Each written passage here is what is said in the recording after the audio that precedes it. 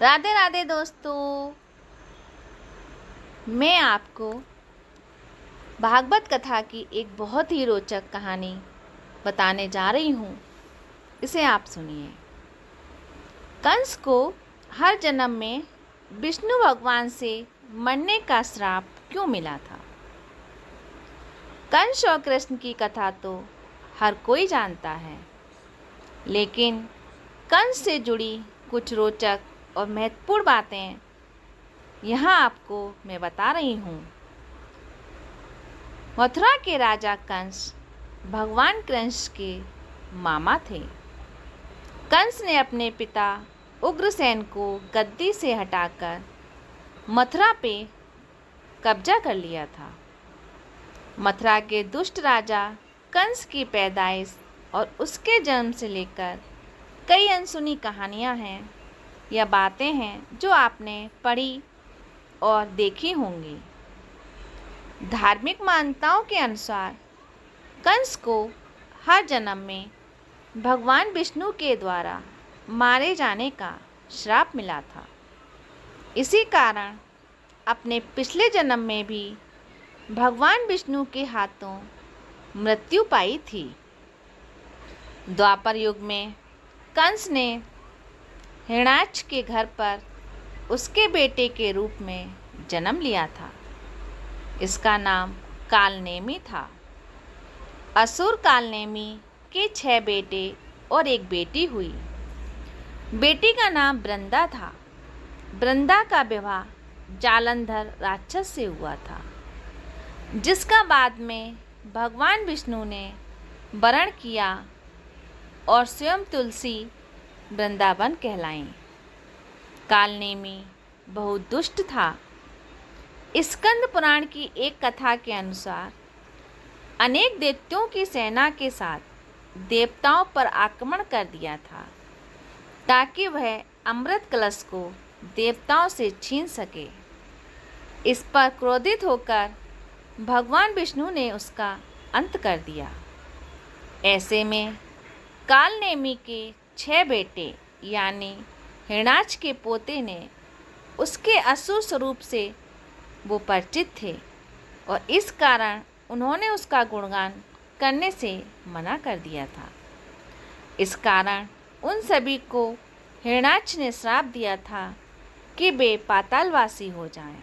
मगर कालनेमी के पुत्रों ने बहुत पुण्य कर्म किए थे, जिसके प्रभाव से उन पर इस श्राप का अलग ही प्रभाव पड़ा।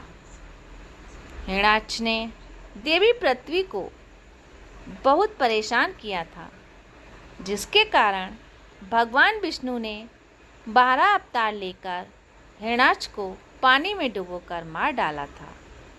इसके बाद कालनेमी ने राजा उग्रसेन और उनकी पत्नी पद्मावती के घर में कंस के रूप में जन्म लिया। कंस के इतने उत्पाती और दुष्ट होने के पीछे एक और कारण बताया जाता है। पद्म पुराण की कथा के अनुसार द्रामिल नाम के एक मायावी गंधर्व ने उग्रसेन का रूप बनाकर छल से पद्मावती को गर्भवती कर दिया था। इस कथा के अनुसार कंस इसी राक्षस द्रामिल और पद्मावती का पुत्र था। इस वजह से अपने पुत्र कंस से उन्हें कोई प्रेम नहीं था। एक कथा में यह भी बताया गया है कि स्वयं कंस की मां ने ही उसे ये श्राप दिया था कि उन्हीं के परिवार का कोई बालक उसकी मृत्यु का कारण बनेगा। कंस की एक चचेरी बहन थी जिसका नाम देवकी था। वह देवकी से बहुत प्रेम करता था।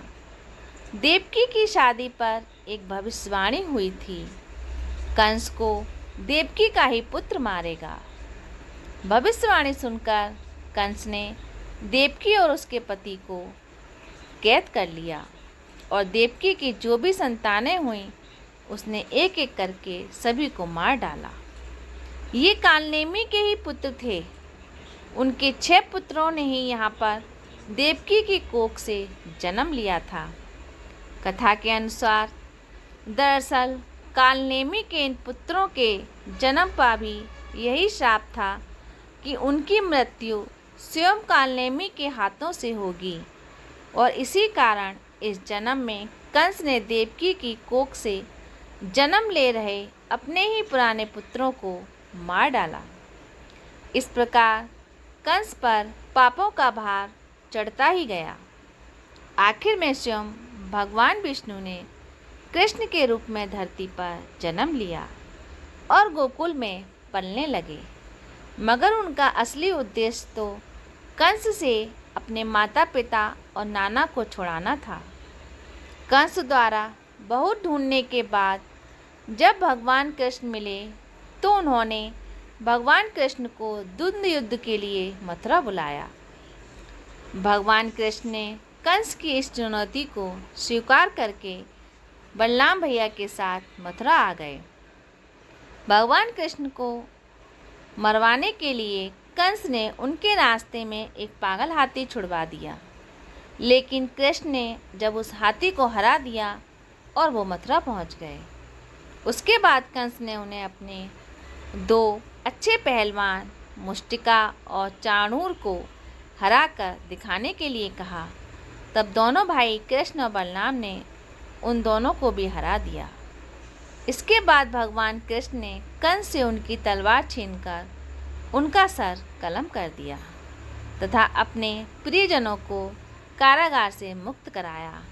इस प्रकार कंस को भी भगवान विष्णु के हाथों से मरने का मौका मिला, जिसके कारण उसके इस जन्म के सभी पाप धुल गए।